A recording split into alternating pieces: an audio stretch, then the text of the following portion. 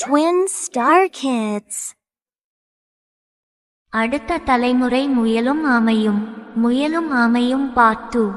முன்னொரு காலத்தில் ஒரு பெரிய காட்டில் முயலுக்கும் ஆமைக்கும் போட்டி நடந்தது.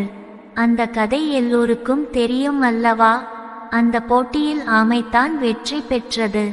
முயல் பெருமையுடன் இருந்தாலும் அவன் சோம்பேறித்தனத்தாலே தோற்றான். ஆனால் காலம் பல ஆண்டுகள் கடந்தது.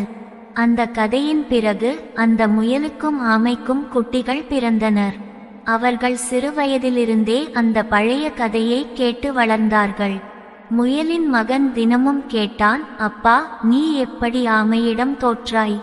அப்பா, முயல் சொல்லும், அப்போ நான் சோர்வாக இருந்தேன், அதனால்தான். நீ வேணும்னா பாரு, உன் தலைமுறை வெற்றி பெறும்.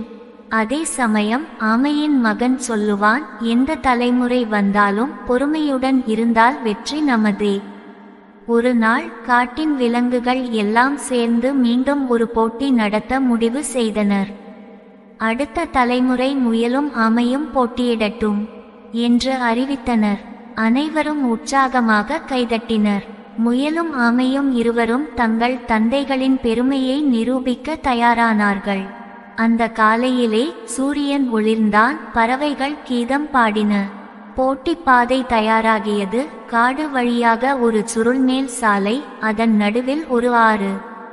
போட்டி ஆரம்பிக்கட்டும் என்று நரி சிட்டிகை அடித்தவுடன் முயல் காற்றை முந்தி பாய்ந்தது. அவன் வேகம் புயலைப் போல இருந்தது. மரங்களை தாண்டி, கல்லை தாண்டி, மின்னலை போல பாய்ந்தான். ஆமை மெதுவாக, ஆனால் நிதானமாக நடந்தது. அவன் ஒவ்வொரு அடியையும் கவனமாக வைத்தான். சில நிமிடங்களில் முயல் ஒரு பெரிய ஆற்றை அடைந்தான். அவன் நின்று பார்த்தான். ஐயோ, இதை எப்படி கடப்பது? ஆறு ஆழமாக இருந்தது. நீரின் ஓட்டம் அதிகமாக இருந்தது. முயல் சில முறை குதித்து முயன்றான், ஆனால் ஒவ்வொரு முறையும் வழுக்கிதான் விழுந்தான். அவனுக்கு கோபமும் பயமும் கலந்தது. அதே நேரத்தில் ஆமை மெதுவாக வந்து நீரில் இறங்கினான். அவன் சுறுசுறுப்பாக நீந்தி ஆற்றை கடந்தான். முயல் அதிர்ச்சியுடன் பார்த்தான், இவன் இப்படி எளிதாக கடக்கிறானே. ஆமை கடந்து வந்ததும் நிலத்தில் மீண்டும் மெதுவாக நடந்தான். முயல் இன்னும் ஆற்றின் அருகே திணறிக் கொண்டிருந்தான். சிறிது நேரத்தில் அனைவரும் கைத்தட்டியபடி ஆமை வெற்றி பெற்றது என்று குரல் கொடுத்தனர். ஆமையின் முகத்தில் மென்மையான சிரிப்பு. முயல் தலைகுனிந்து நின்றான். அந்த நாள் சிறிய முயலுக்கு புரிந்தது, வேகம் முக்கியம், ஆனால் சிந்தனை அதைவிட முக்கியம். சிறிய ஆமையும் சொன்னான், வெற்றி என்பது உடலின் வேகத்தால் மட்டுமல்ல, புத்திசாலித்தனத்தாலும் பொறுமையாலும் கிடைக்கும்.